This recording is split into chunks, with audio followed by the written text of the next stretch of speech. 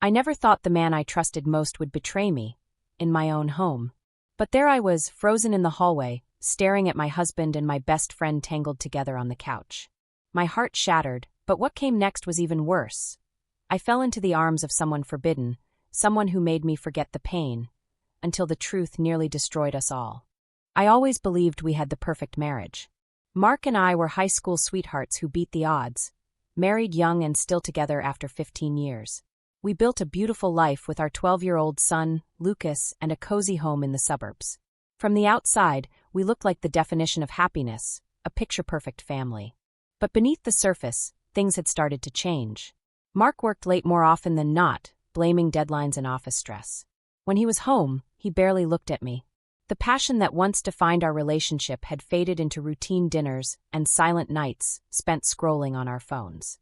I tried to convince myself this was normal, just another phase every marriage went through. But deep down, I knew something was wrong. My insecurities grew when I caught him texting late at night, his screen turned away from me. I told myself it was work-related, but the pit in my stomach told a different story. Then there was Hannah, my best friend since college. She was beautiful, outgoing, and always the life of the party. Everything I used to be before life turned me into a tired wife and mother. She'd often drop by unannounced, helping with Lucas or gossiping over wine. She was my confidante, the one person I trusted to understand me. I leaned on her during my lonely nights, venting about Mark and my fear that he didn't love me anymore. She reassured me, told me I was imagining things, and promised Mark adored me. I believed her, until the night I came home early from a canceled work trip. The house was dark, but I heard muffled voices and laughter. As I stepped closer to the living room, my blood turned to ice. Mark was on the couch, his hands tangled in Hannah's hair, his lips on hers. Everything I thought I knew shattered in that moment. I wanted to scream, to run, to hit them both, but instead I turned and walked out. And that's when it started, the dangerous connection that would push me past the edge and into the arms of someone I never expected. The days after the betrayal were a blur. I couldn't sleep, couldn't eat, and every time I closed my eyes, I saw them together. Mark acted like nothing had changed, pretending to be the devoted husband while I choked on the truth. I wanted to confront him, to scream and demand answers, but fear kept me silent. What if he denied it? Worse, what if he didn't? I wasn't ready to face either possibility. Hannah, too, acted like nothing had happened. She texted me as if we were still friends, asking about Lucas, and suggesting we get together for coffee. The audacity made me sick. I ignored her messages, but the more I avoided her, the more trapped I felt. That's when Ryan came into the picture. Ryan was our neighbor, recently divorced and always friendly in passing. He'd wave when I brought Lucas home from school and offer to help with yard work when Mark wasn't around, which was most of the time. One afternoon, as I struggled to carry groceries inside, Ryan appeared at my side. "Need a hand?" I hesitated but nodded, too exhausted to refuse. He followed me inside, setting the bags on the counter. "You look like you could use a break," he said, his tone soft but observant. I laughed bitterly. "You have no idea." And just like that, the walls I'd been holding up cracked. Ryan listened, really listened, as I spilled the parts of my story I could share without revealing too much. He didn't pry or judge. Instead, he poured me a glass of wine and told me about his own struggles, his ex-wife's affair, the divorce, the loneliness. I felt an instant connection, a bond forged in shared pain. Over the next few weeks, Ryan became my escape. He'd drop by with coffee, invite me for walks, and send texts that made me smile for the first time in weeks. It was innocent, or so I told myself. But then came the night that changed everything. Mark was working late again, and Lucas was at a sleepover. Ryan invited me over to watch a movie. I told myself it was harmless, just two friends comforting each other. But when I sat down next to him on the couch, the tension was undeniable. His arm brushed against mine, and instead of pulling away, I leaned in. "I don't think this is a good idea," I whispered, even as my heart raced.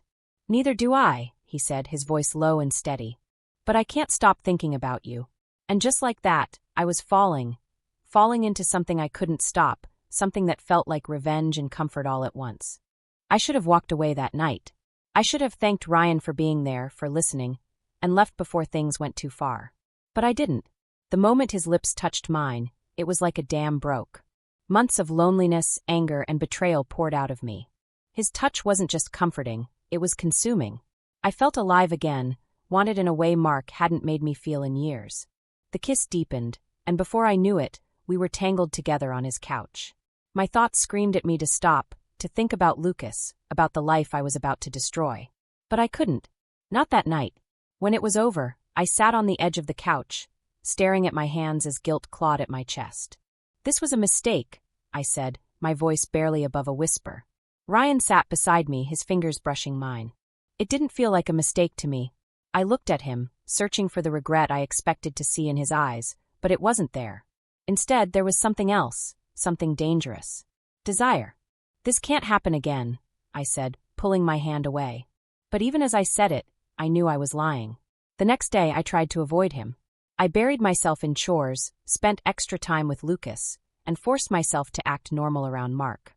But the ache in my chest didn't go away. I kept replaying Ryan's touch, his words, the way he made me feel alive. And then he texted me. "Ryan, I can't stop thinking about you."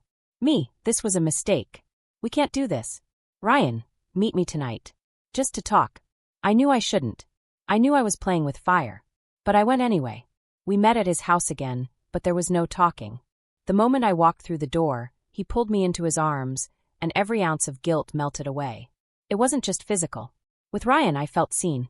He listened when I vented about Mark's lies and late nights. He made me laugh when I felt like crying. And most dangerously, he made me feel like I mattered. It didn't take long for our meetings to become regular. Late nights, stolen moments in his car, whispered phone calls when Mark was in the shower. It felt reckless, thrilling, and terrifying. I told myself it wasn't serious, that I could stop any time I wanted. But with each encounter, it became harder to pull away. And then Mark found out. It was a Friday night, and I'd told Mark I was meeting Hannah for drinks, another lie to add to the pile. But when I got home, Mark was waiting. His arms were crossed, his jaw tight, and his phone sat on the table between us. "What's this?" he asked, his voice low and steady, too steady. I glanced at the screen, and my heart stopped. It was a text from Ryan. "Ryan, I need you tonight. I can't stop thinking about last time." I froze. My mind raced for an excuse, but the look in Mark's eyes told me it was too late. "You're cheating on me?" he asked, his voice breaking. Tears welled up in my eyes, but I couldn't speak. I couldn't lie, not this time. "How long?" he demanded. I tried to explain, tried to tell him how alone I'd felt, how much he'd pushed me away. But nothing I said mattered. The damage was done. Mark stormed out, leaving me standing in the kitchen, shaking and broken. I wanted to call Ryan, to run to him for comfort, but the reality of what I'd done hit me like a punch to the gut. I hadn't just betrayed Mark. I'd betrayed Lucas. I thought the worst was over, but I was wrong. A few days later, I missed my period. At first, I chalked it up to stress, but the nagging doubt wouldn't go away. I bought a test, my hands trembling as I waited for the result. Positive. I stared at the stick, my heart pounding. Was it Mark's? Or Ryan's? Panic set in. If it was Ryan's, my entire life was about to implode. I couldn't lose Lucas. I couldn't destroy my family. I needed time to think, to figure out what to do. But time was the one thing I didn't have, because secrets like this don't stay hidden forever. I sat in the bathroom, staring at the pregnancy test as the walls seemed to close in around me. My hands trembled, and my breath came in short, panicked gasps. Positive. Tears blurred my vision as I sank to the floor. Mark and I hadn't been intimate in months. I didn't need a doctor to tell me the truth. I already knew. The baby was Ryan's. A knock at the bathroom door startled me. "Mom? Are you okay?" Lucas's voice pierced through the fog. I wiped my face quickly and forced my voice to stay calm. "I'm fine, sweetheart. Just not feeling well." But I wasn't fine. I was unraveling. I thought about running, packing my things and starting over somewhere far away. But then I saw Lucas's face in my mind, and I knew I couldn't leave him. The next few days passed in a haze. Mark barely spoke to me, his eyes hollow and distant whenever we crossed paths. Lucas seemed to sense the tension and stayed in his room, leaving me alone with my guilt. And Ryan? He was the only one who still felt like solid ground beneath my feet. I texted him, asking him to meet me at the park where we first kissed. When he arrived, his face lit up, but his smile faded the moment he saw mine. "What's wrong?" he asked, stepping closer. I couldn't look at him as I blurted it out. "I'm pregnant." His eyes widened, and for a moment he said nothing. Then, to my shock, he smiled. "That's amazing." "No, Ryan. It's not," I snapped, panic rising. "I'm married. I have a son." This isn't amazing, it's a disaster. He reached for my hands, but I pulled away. We can make this work, he said. We'll tell Mark the truth. He'll understand. I laughed bitterly. You think Mark will just forgive me? You think Lucas will? Ryan, this will destroy everything. Then we'll leave. Start over somewhere new, he said desperately. But before I could respond, I heard my name. Mom! I froze. My blood turned to ice as I turned and saw Lucas standing a few feet away, his wide eyes bouncing between Ryan and me. What's going on? He asked. Panic shot through me. Lucas, go home. I'll be there in a minute. But he didn't move. Instead, his eyes locked on Ryan. Why is he here? Why are you crying? Ryan opened his mouth to speak, but I cut him off. Go. Now. Lucas's face crumpled, but he turned and ran. I wanted to chase him, but Ryan grabbed my arm. We can't keep hiding this, Miriam. You know it. I yanked my arm free. This was a mistake. All of it. And then I ran after my son. When I got home, Mark was waiting. Lucas told me everything, he said, his voice deadly calm. I opened my mouth to deny it, but his eyes stopped me. He already knew. Is it true? He demanded. Tears streamed down my face as I nodded. Yes. His face contorted with rage. How long? I swallowed hard. A few months. And the baby? His voice cracked. I couldn't answer. That's all I needed to know, he said, his voice hollow. Then he grabbed his keys and walked out. Lucas refused to speak to me. He locked himself in his room, leaving me to drown in my guilt. And then Hannah showed up. I hadn't seen her since I caught her with Mark, but now she stood on my doorstep, her arms crossed and her eyes full of fire. You're unbelievable, she hissed. You had the nerve to judge me. And now you're pregnant with someone else's baby? Her words stung, but I didn't have the strength to fight back. What do you want, Hannah? To warn you. Ryan's not who you think he is, she said, stepping closer. I frowned. What are you talking about? He's been bragging about it, Miriam. About how easy it was to get you into bed. How you're just his way of getting back at his ex. No, I whispered. You're lying. She smirked. Am I? Ask him. I slammed the door in her face, but her words lingered.